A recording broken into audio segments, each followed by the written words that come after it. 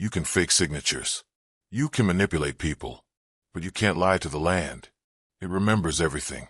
Before we continue, please subscribe to the channel and let us know where you're listening in the comments. I stood on the south ridge of the vineyard that morning, boots in the dirt, watching the fog burn off the vines. The old vines, Cabernet Franc, older than me, reached toward the sun like they knew another fight was coming. And they were right, because the man coming up the path in $1,000 suit was the same boy who once cried because he couldn't drive my tractor. Corey, my late wife's son, my nephew by marriage, my burden by circumstance, and the man who thought he'd just stolen a $15 million estate out from under me. He smiled like a banker, slicked hair, leather shoes unsuited for this soil. Ross, he called out, like we were old pals instead of two wolves circling the same carcass. Got a minute? I didn't answer. Just let him walk the full stretch of gravel while the wind did the talking. He stopped 2 feet from me, adjusted his blazer. I assume you've read the documents. I have. And you forged them. He didn't even flinch. You're not a lawyer. Don't embarrass yourself. He pulled out a packet, thick, embossed with my late wife Katie's initials. Per Katie's trust, he said smoothly. The vineyard passes to her bloodline. I've already initiated the transfer. That right? It's done, Ross. I turned back to the vines. Then why are you here? To be generous, he said. Sell me your minority interest. I'll give you a fair exit. No lawyers. No press. I laughed once, low and dry. You think you're holding all the cards. He leaned closer. You're clinging to a past that doesn't exist. Katie's gone. The vineyard needs new vision. My vision. I looked at him. Really looked beneath the polished surface, past the arrogance. He wasn't a man. He was a parasite with paperwork. I reached into my vest and pulled out a smaller envelope. Worn edges. Red wax seal. His smile twitched. What's that? Katie's real will, I said. The one she signed the night before she died. The one she gave to Jillian, her sister, your aunt, for safekeeping. He went pale. I opened it and read the last clause out loud, slow as honey.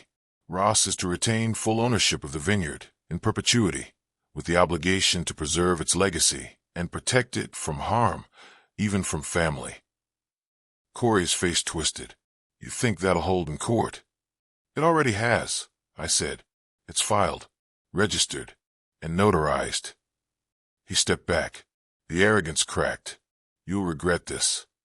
No, Corey, you will. Because just then, Jillian walked up the path, holding a box. Labeled, Confidential, Land Deals, Corey. Corey's eyes widened, and the vines behind us rustled in the wind. Like they were whispering, Welcome home, Ross. Corey didn't move.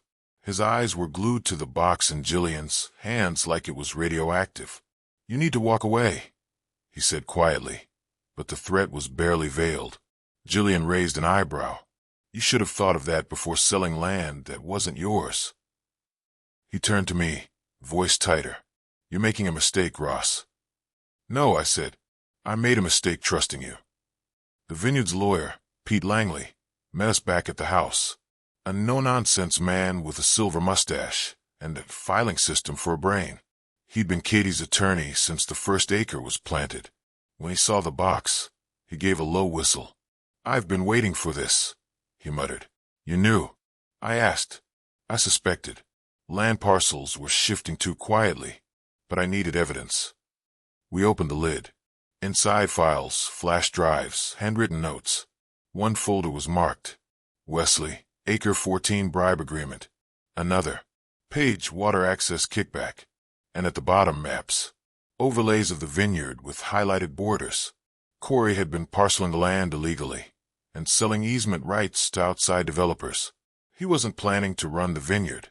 He was planning to gut it, piece by piece. $15 million on paper, Jillian said, but he would have made 25 in under-the-table deals before year's end. Langley nodded grimly, and leave the legacy in ruin. I thought of Katie, of the promises we made walking this soil barefoot in spring, planning to pass it on, to build something that would outlive us. And now, Now her own son had tried to sell it off like scrap metal. "This goes to the Agricultural Board," Langley said. "He won't just lose his claims. He'll be blackballed from land dealings in 3 counties.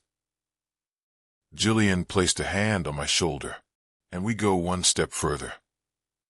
"How?" "We go local." She explained. Corey's power came from influence. Smooth speeches, invested dinners, empty promises dressed in linen.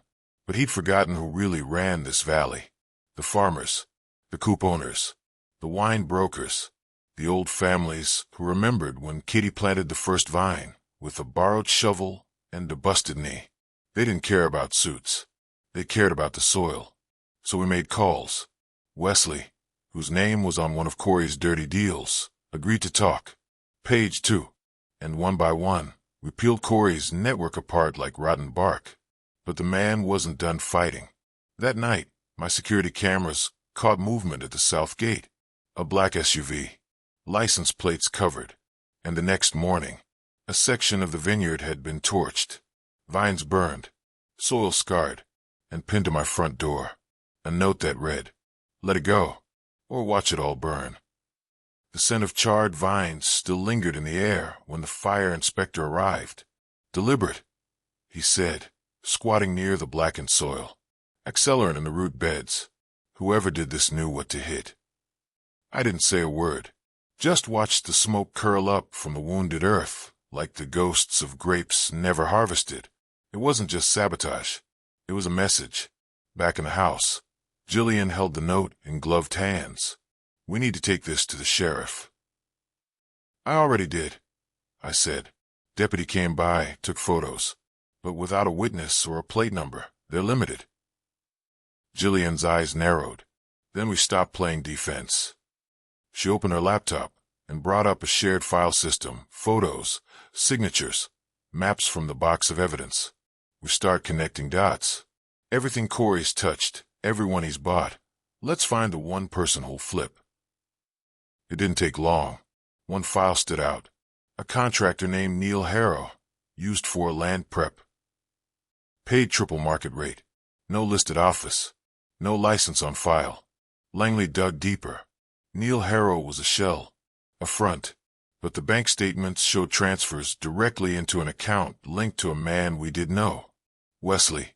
He was on the original bribe list, and now he was laundering money for Corey through a ghost contractor.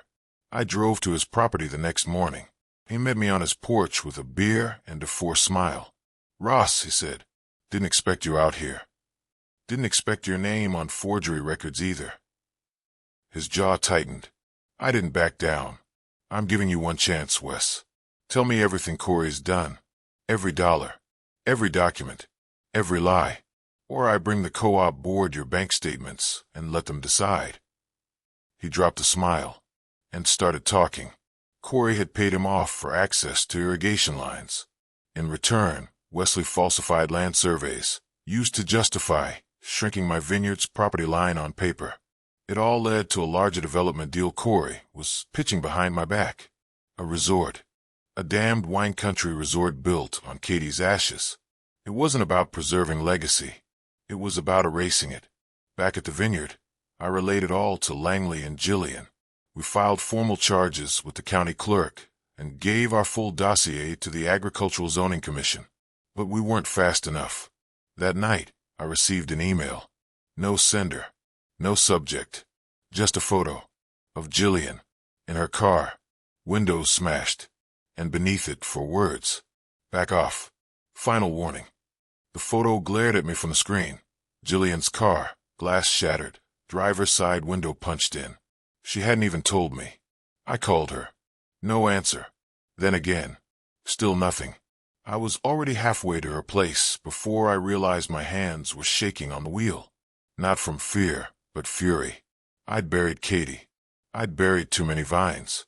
I wasn't about to bury Jillian. When I pulled up, her porch light was off. One of her side windows cracked. Mail still in the box. I pounded on the door. It opened before the 3rd knock. She looked tired, but alive. "You saw it," she said quietly, stepping back to let me in. I did. I didn't want to call until I knew they weren't still watching. I looked around. She'd barricaded the windows with furniture. Her laptop was still open, files on Corey scattered across her screen. "They want you out," I said. "They want you out," she corrected. "I'm just your backup." "Well, they made the mistake of threatening the wrong woman." She gave a half smile. "Good, because I'm not backing down." We spent the next 2 hours organizing everything for the commission hearing. Wesley's confession, financial records, the alternate will, even photos of the torched vines. All of it went into a drive and was duplicated 5 times. "Tomorrow morning," she said, "I meet with the commission chair personally.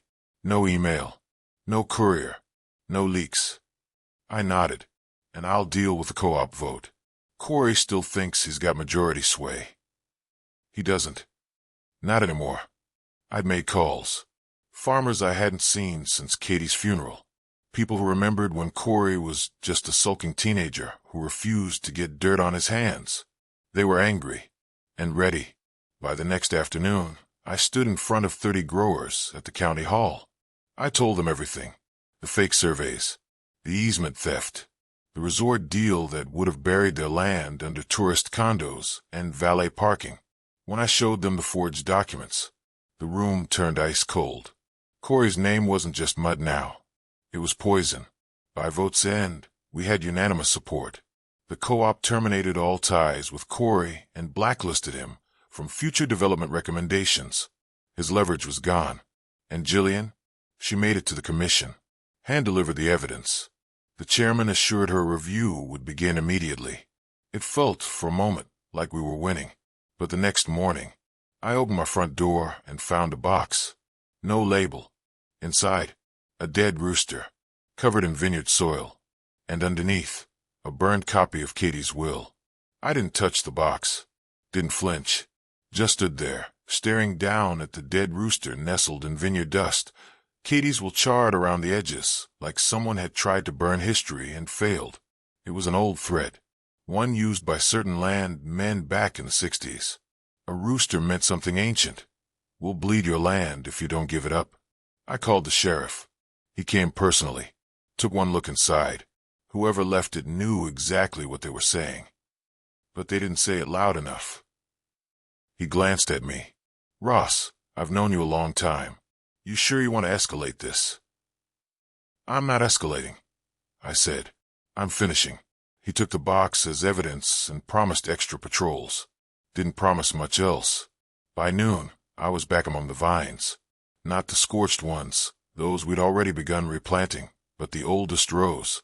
The ones Katie loved most. That's when Paige showed up. Paige, the water manager who'd once let Corey reroute flow lines for a renovation project. She wore jeans, work boots, no makeup. Looked more like the vineyard than Corey ever did. "I heard what happened," she said. "About the rooster. It's handled." She hesitated, then handed me a folder. "What's this?" "My resignation from the Regional Water Board," she said, "and my testimony." Inside were signed affidavits, logs of unauthorized water diversions, emails from Corey asking for temporary exceptions, with attached Venmo screenshots. "Why now?" I asked. "Because Katie wouldn't have wanted this, and I'm tired of pretending he didn't ruin everything he touched." I nodded once. "Then let's make it count." By sunset, Jillian, Langley, and I were organizing the final file, an airtight submission for the DA's office. With Paige's documents, Wesley's confession, and the forge will fully validated by handwriting experts, Corey had nowhere left to hide. Until the call came. Block number. I answered anyway. "Ross." His voice. "Corey, I'll give you one last chance." "To do what?" "To sell me the vineyard. Quietly. No court. No scandal. Cash wired tomorrow."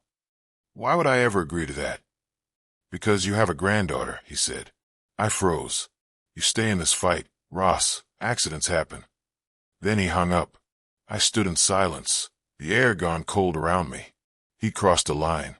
"A vineyard you threaten, you risk your name. A family you threaten, you lose everything." That night, Jillian's car was found on the side of the road. Empty. Driver's door open. A bottle of vineyard soil spilled across the seat. The deputy called just after sunrise. She's not at home. Car was abandoned near Ridge Hollow. No signs of forced entry. No blood. No blood. Like that made it better. I was already halfway to Ridge Hollow by the time he finished his report. Gravel pinged under my tires as I turned off the main road and followed the trail where they found her car. It sat crooked on the shoulder, driver's door wide open. No purse. No phone. Just a bottle of vineyard soil spilled across the passenger seat, like someone wanted to remind me who was next. Jillian. My sister. My last link to Katie. Gone. I stepped to the edge of the woods. Listened. No birdsong. No wind. Just silence, which meant they were still close, or had finished what they came to do. The sheriff had his team searching the perimeter, but I didn't wait. I knew these woods better than they did. Katie and I used to hike them every Sunday before the harvest. There was an old shack 2 miles in, half collapsed and buried in brush, where we once carved our initials on the wall. I headed there first. Didn't tell the deputies. Didn't need a trail of boots ruining what instinct could find. It took 40 minutes. When I reached it, the door was closed. No lock. Just hanging there. I pushed it open with my boot. Inside, dim light, dust, silence. And then, a cough. From the back corner. Jillian. She was tied to a chair, gagged, bruised, but alive. I ran to her, cut the rope on my pocket knife. She slumped forward into my arms. Her eyes locked on mine. She whispered, hoarse, "He's not bluffing anymore." She meant Corey. She meant this wasn't about the vineyard now. It was about breaking me. I got her out. Quietly. Carefully. No sirens. No cameras. We didn't call the police. Not yet. Instead, we went underground. I took her to Langley's cabin, off-grid, solar-powered, zero connection to Corey's network. We patched her up, let her sleep. Then I sat on the porch with a shotgun across my lap, watching the road. Langley arrived at dusk. "You ready to end this?" he asked. I was born ready. He laid out our options. We could wait for the legal wheels to turn. Let the DA build the case. Let the commission ban Corey for life. But that wasn't enough anymore. He had made it personal. So we made it public. The next morning, we said everything. To every news station. Every farm co-op. Every real estate board, Vineyard Alliance, Wine Brokers Guild, and environmental agency in the state. Within 6 hours, Corey's name was viral. And his empire? Cracking. But just as I poured a glass of Katie's last vintage to celebrate, an email came in. One line. "You've started a war you won't survive." Attached a photo. The vineyard. At night. With someone standing between the vines. Wearing my wife's scarf. I knew that scarf. Katie had worn it the last time she walked the vineyard. Burgundy silk, hand-stitched, faded at the edges. She never let anyone else touch it. And now, someone was flaunting it like a trophy. A message. A violation. A challenge. Jillian stood behind me, pale but steady. "They're mocking you." "No," I said. "They're inviting me." That night, I returned to the vineyard. Alone. No flashlight. No headlights. Just the moonlight and the weight of legacy on my shoulders. The air was heavy with dew and smoke. I passed the newly scorched row. The one Corey had burned like a warning. It was still raw, still angry. I could feel it under my boots. I reached the old oak near the eastern edge, where Katie used to tie her scarf around the lowest branch every harvest. She said it was her way of thanking the vines. And there it was, hanging again, tied loose, like a noose. I climbed the slope, every step slower than the last. When I reached for the scarf, I saw the second message, pinned beneath it, handwritten, "You preserve legacy. I'll rewrite it." See, he signed it like an artist, like this was his masterpiece. I took the scarf and folded it carefully. Then I walked back to the house. By morning, the story had spread. The news had picked up Jillian's abduction, thanks to a leak from someone inside the sheriff's office. Corey was denying everything, calling it a smear campaign. But we were ready. Langley had sent a packet to the state attorney general. Page's evidence had triggered an internal investigation into the water board, and Wesley had gone fully public. giving a televised statement on the forged surveys. Corey's reputation was in free fall, but that made him dangerous. Cornered animals don't negotiate. They strike. Sure enough, by midday, someone had broken into the vineyard storage barn. Tools smashed, barrels drained. Every bottle of Katie's final vintage gone. The insurance would cover the damage, but not the memory, not the meaning. And then Langley called. "I just got word from the registrar," he said. "Corey filed an emergency petition to seize the vineyard." "On what grounds?" "He's claiming mental unfitness, that you're unstable, grieving, unfit to manage the estate." I almost laughed. He was trying to gaslight the courts. And this time, he had lawyers willing to play dirty. "You'll need to respond in person," Langley said, "or he gets a temporary injunction." Jillian touched my arm. "He's not just trying to ruin the land. He's trying to erase you." I looked out at the vineyard, Katie's vineyard. My hands were shaking, not with fear, but resolve. Let him come. Let him bring every lawyer, every bribe, every forged line. I had one thing he never would, the truth. But just as I headed out to prepare my testimony, a rock smashed through the front window, wrapped in parchment. Inside it, an official court order, and a photo of Laura, my granddaughter, leaving school, with the words, "Next harvest, she's ours." I hadn't seen Laura in weeks. Her mother, my daughter from my first marriage, had taken her up north after Katie died, tried to shield her from all this, the legacy, the rot, and now someone had found her. I stared at the photo. Laura, 12 years old, backpack slung over one shoulder, smiling at something off camera, completely unaware. Underneath the picture, in red marker, were the words, "Next harvest, she's ours." Jillian read it over my shoulder and froze. "He's threatening a child now." "He's not threatening," I said. "He's claiming." She grabbed her coat. "We're going to her." "No," I said, voice flat. "We're not bringing her into this war. She's already in it." I took a breath. "I'll call her mother. Quietly. We'll get her somewhere safe. Untraceable." Langley was already dialing contacts. "I know a retired marshal in Humboldt. Runs a private camp for witnesses and whistleblowers. I can get her on a plane within 6 hours." "And what about the injunction?" I asked. "You'll have to face it," he said. "If you don't show in court tomorrow, Corey gets full conservatorship of the vineyard pending psychological review." He wanted me humiliated, declared unstable, forced into retirement while he leveled the land behind legal walls. But I wasn't leaving Laura vulnerable to save soil. I'd do both. "I'll go to court," I said, "but we make the drop happen tonight. Quietly. No phone records. No text trails." Jillian nodded. "I'll escort her. I'm not letting him get near her." We moved fast. By dusk, Laura was in the car with Jillian. No tears. No questions. Just a tight hug and a whisper in my ear. "Make them pay, Grandpa." And then she was gone. I barely had time to exhale before I was back in Langley's truck, driving through the night, toward the county courthouse. We had one shot left. We had to prove Corey wasn't just a liar. He was a predator. And predators didn't get to inherit what they tried to poison. By sunrise, the courthouse was buzzing. Media vans, security checkpoints. And at the center of it all, Corey, in a navy blue suit, surrounded by lawyers with teeth like razors. He looked at me once, smiled, and gave a tiny wave. Like this was a game. Like he'd already won. I walked past him without blinking. Langley clapped me on the back. Time to gut this circus.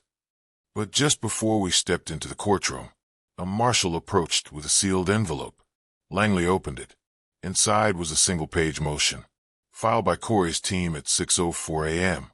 A motion to exhume Katie's body, claiming her signature on the final will may have been forged post-mortem. I stared at the marshal like he'd just handed me a loaded gun. "Say that again," I said. He shifted uncomfortably.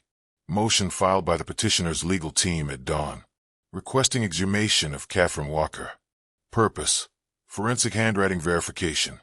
Implication of wolf forgery. Langley muttered something under his breath I won't repeat in polite company. Corey had officially crossed the last line. He wasn't just trying to steal her vineyard now. He was desecrating her grave. I want that motion shut down, I said. Langley nodded. I'll file an emergency injunction. But the fact they even dared to file this. He didn't finish. He didn't need to. The courtroom was packed. Reporters pressed against the back walls, pretending not to record. Judges who usually dozed off in probate hearings were now wide awake. The clerk called the session to order. I stepped forward. Corey's lawyers presented their case with a sheen of professionalism only millions of dollars could buy. They painted me as emotionally fragile, unable to let go, grasping for control in the face of grief. Then Corey took the stand. He lied through perfect teeth, claimed I manipulated Katie in her final days, that I pressured her to revise the will on painkillers, that the vineyard was always meant for him, her only blood, as he said with mock humility. And then he dropped the final bomb. That signature may not be hers. We demand verification through direct comparison, which requires exhumation. Langley rose like a storm. I have forensic analysts, he snapped, who verified the signature before it was filed. Not once, not twice, but 3 times, from 3 firms. The judge turned to me. Mr. Walker, do you wish to speak? I stood, cleared my throat, and then I told the truth. Not about the documents, not about the signatures, but about Katie, about the cold mornings we walked row by row with our hands brushing vines like rosary beads, about the first time she bled from pruning too fast and laughed through the pain, about how she cried the night she wrote that will, because she knew I would carry this land alone. She trusted me, I said, voice steady, because I never once betrayed it, or her. The room fell silent. The judge called for a recess. Corey's team huddled like rats in a flooded cellar. Langley turned to me. You bought time, but they'll strike again. And they did. That night, the vineyard's financial account was drained. $480,000 missing. An email arrived minutes later. You may keep the land, Ross, but you won't afford to grow on it. 480 grand. Gone in the blink of an eye. Equipment budgets, payroll, replanting schedules, harvest prep, all vaporized, like they'd never existed. Langley stood beside me in the office, arms crossed, expression dark. They timed it perfectly, he said. End of quarter. Between grant windows. Bank systems won't catch the irregularity until it's buried under paperwork. They were inside, I muttered. They knew the accounts too well. It didn't take long to confirm. Corey had planted someone. A vineyard accountant, quiet, polite, loyal to the paycheck. She'd vanished overnight. Left no forwarding address. Her resignation email had no punctuation, no emotion. Just one sentence. Don't fight him. I sat down hard. The old chair creaked, like it was tired of holding me up. Katie used to say the vineyard's strength wasn't in its soil, but in its people. And that's when it hit me. The people. The ones Corey never respected. The ones who remembered when he was just a kid, who wouldn't dig post holes without gloves. I got in my truck. Drove for hours. I went to every farmhouse, every back porch, every co-op shed and supply shack across the valley. Wesley rode with me. Page 2. Jillian, still bruised but unbreakable, made calls ahead. We told them everything. No spin. No PR. Just truth. Corey was bleeding the vineyard dry. If he couldn't steal it by law, he'd ruin it through finance. But, I told them, he forgot something. We still know how to grow. By sundown, we had a list. 17 farmers pledged to front seed and labor for spring. 3 wineries offered to lend tanks and crush equipment. Page called in favors to restore irrigation access, unofficially for now. It wouldn't be pretty, but it would keep the vines alive. And then another surprise. The Regional Wine Board, usually neutral to a fault, sent a letter. They'd reviewed our evidence, and they were freezing all of Corey's active licenses pending investigation. He couldn't sell. He couldn't distribute. He couldn't even legally stamp a cork. His empire? On pause. I poured a small glass from the last unspoiled bottle of Katie's 2011 Reserve and raised it to the stars. We were still here, still standing, But then Langley burst through the door, face pale, hands trembling. "I just got a ping from Federal Records request," he said. "Corey filed a quiet claim on Katie's birth records." "What does that mean?" "It means he's not done trying to erase her." I froze. He wasn't after the vineyard anymore. He was after history itself. Langley placed a document on the table. It was a scanned certificate. Katie's original birth record. Altered. Mother's name. Changed. Marital status. Voided. And handwritten at the bottom. Filed for legal nullification of spousal inheritance.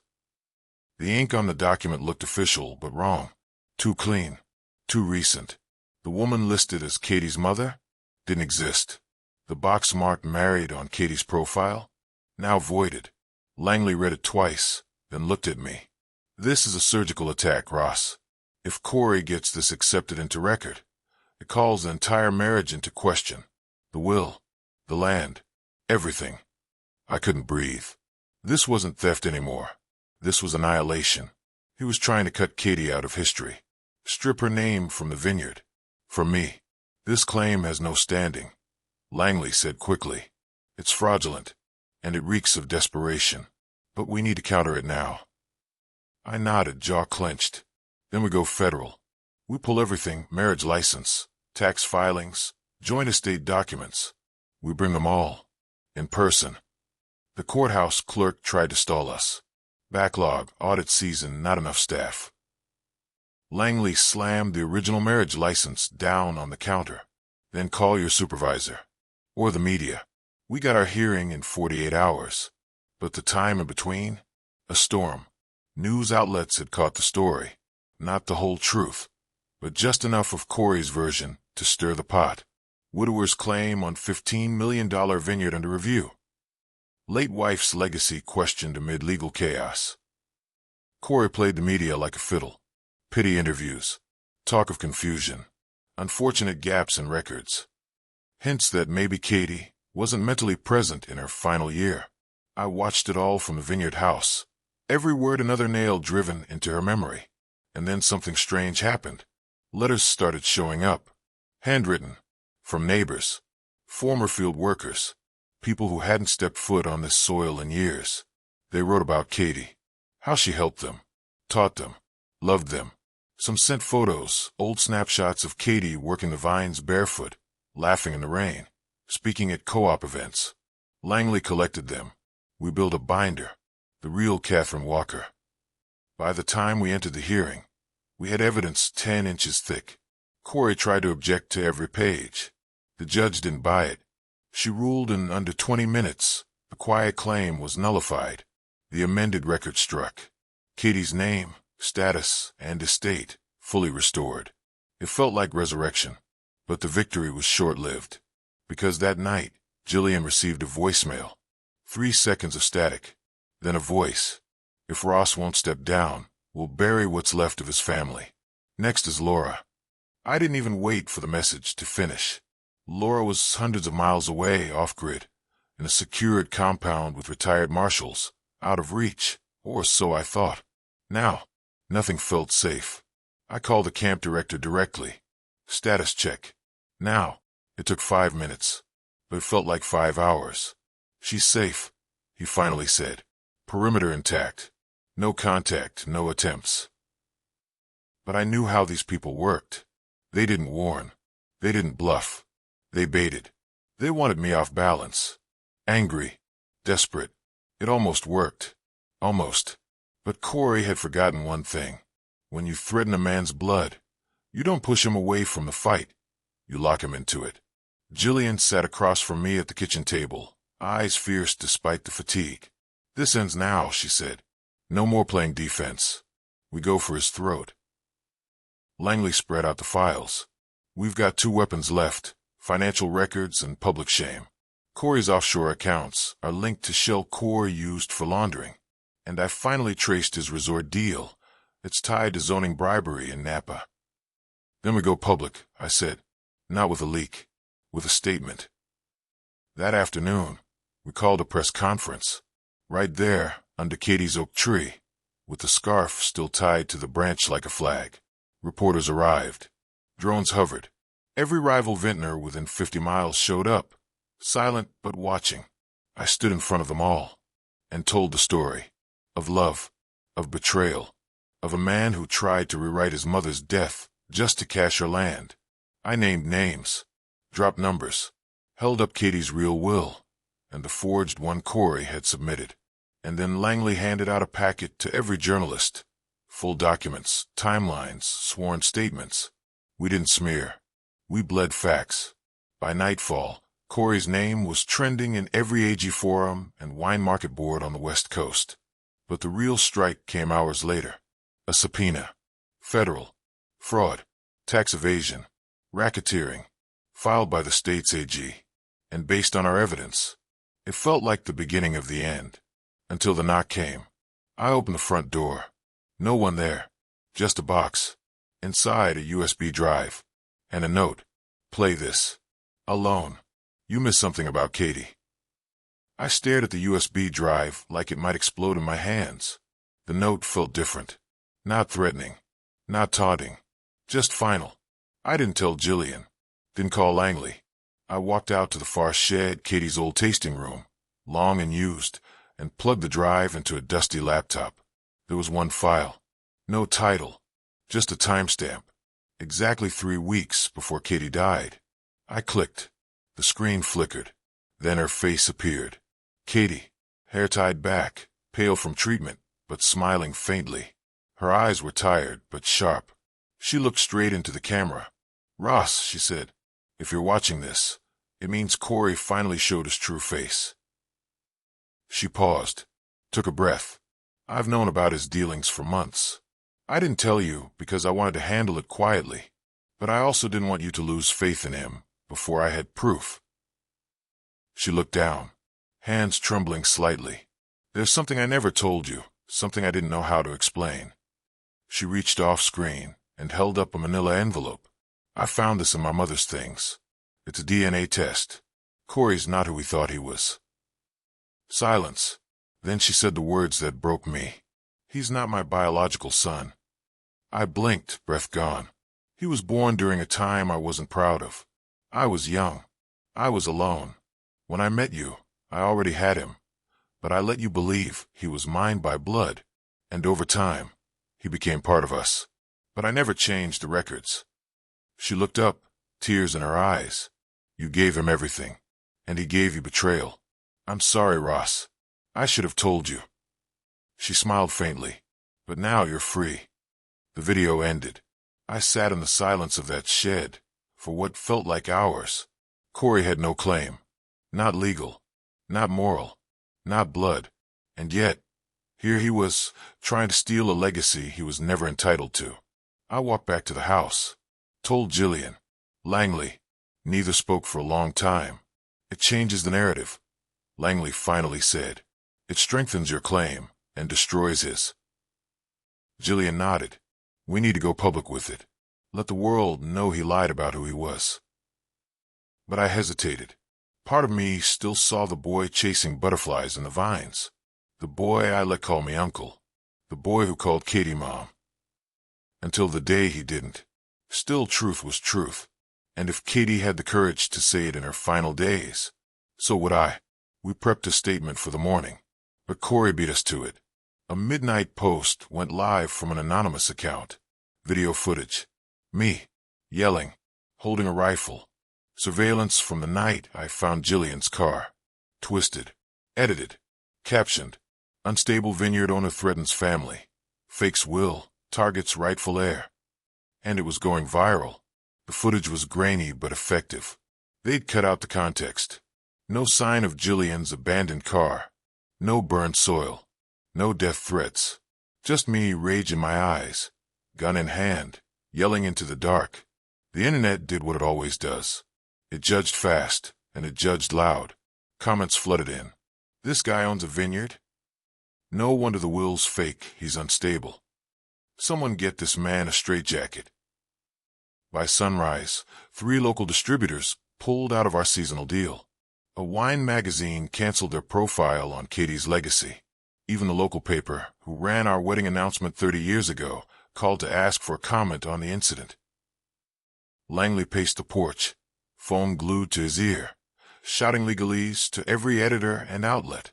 Jillian just sat at the kitchen table, silent, eyes locked on the laptop screen, like it might shatter from all the noise. Me, I walked the vineyard. It's what Katie would have done. Each rose still carried her touch, each trellis, her vision. But today the vines were quiet, still growing, still reaching, as if waiting. I stopped at the west edge, where her memorial plaque stood, brushed a leaf off the base. She once told me, grapes are honest, even when people aren't. Today, that felt like prophecy. Back at the house, Langley had news. The AG's office is rattled. They're still proceeding, but they want distance until the video is disproved. Which we can do. I asked. He nodded. Easily. The raw footage will show the real sequence. Jillian's car, the threats, everything. But we need time to get the unedited file pulled from the vineyard cameras. Time we don't have, Jillian said. She was right, because Corey had made his next move. He filed an emergency injunction to freeze all vineyard operations. His reasoning? Concerns for public safety and the mental wellness of the property holder. Langley threw the paperwork across the room. He's turning your grief into a weapon, Ross. I clenched my jaw. Then let's take away his ammunition. That night, we prepped a broadcast. Not a press release. Not an article. A live video. Me, reading Katie's will, showing the DNA test, and playing her final message, start to finish. We aired it at dawn, and people watched. Tens of thousands. Some doubted, but more believed. The tide turned, if only slightly. Then came the knock. A courier. He handed me a small box. Inside, a burnt vineyard glove. Katie's glove. And beneath it, a single bullet. Engraved with one word. Next. I held the bullet in my hand for a long time. Not because I was afraid. Because I was deciding what to do with it. Jillian stared at the engraving, next, and didn't say a word. But her knuckles went white on the edge of the table. Langley stepped into the room. Federal investigators are watching now. The threats are evidence. This isn't just local corruption anymore. Corey's just moved into federal crime territory. I don't want a courtroom, I said. What do you want? He asked. I looked out the window at the vines. They swayed in the morning wind like they were listening. I want him to feel what it's like to be powerless. For days, Corey had played us. Manipulated legal filings. Staged media clips. Warped my grief into headlines. But he'd forgotten that the land had its own kind of justice. And the people who tend it? They never forget. By midday, we organized a summit. Not in a courtroom. Not online. Right here. At the vineyard. Word spread fast. Farmers arrived. Co-op reps. Distributors who'd known Katie for decades. Journalists who now questioned Corey's version of the truth. And among them, investigators from the state's anti-corruption task force. We laid out everything. The DNA truth. The fake records. The stolen funds. The threats. Then we played the voicemail. If Ross won't step down, we'll bury what's left of his family. Next is Laura. Silence. No spin could save him now. The investigators didn't need more time. They issued an immediate warrant for Corey's arrest. But Corey had already vanished. No last post. No phone call. Just gone. The court froze his accounts. The vineyard was fully reinstated under my name. No contest remaining. Katie's legacy preserved. But peace, still out of reach. That night, Jillian received a second USB in her mailbox. No note. Just a file. Footage. Security cam. Laura. At the safe house. Someone had been filming her from the woods. Cliffhanger starts here. Then the screen glitched. Switched angles. And there he was. Corey. Looking straight into the camera. And whispering. The vines took my mother. Now I'll take his blood. The second I saw Corey's face on that footage, I felt the heat in my chest go cold. He was near Laura. He was circling. The next harvest he promised wouldn't be grapes. It would be vengeance. But I wasn't running anymore. And I wasn't hiding her. We called the marshal at the compound. Reinforced the perimeter. Relocated Laura and her caretakers to a secure federal site. Armed escort, encrypted communications. Langley informed the federal agents assigned to Corey's warrant. They moved fast. And for once, they moved smart. It was Jillian who cracked it. The footage was grainy, she said, squinting at the screen. But that tree, look at the bark. That's not Humboldt. That's cypress, which only grows in one cluster around here. She pulled up a satellite map. Cypress Ridge, an abandoned service property once used for AG inspections. No cameras, no residents, no power. A perfect place to hide. I loaded the truck. 2 state officers joined me, armed, silent. We arrived just after dawn. There was one car at the ridge. Black SUV. Dusty. Parked behind a rusted shed. We flanked it. No traps. No sound. Inside the shed, it was dark and still. Then a rustle. And Corey stepped out, hands up. "Don't shoot," he said calmly. He wasn't armed. He wasn't even scared. Just smug. "I knew you'd find me," he said, smiling. "Ross always finishes the harvest himself." The officers cuffed him, but even as they walked him out, he kept talking.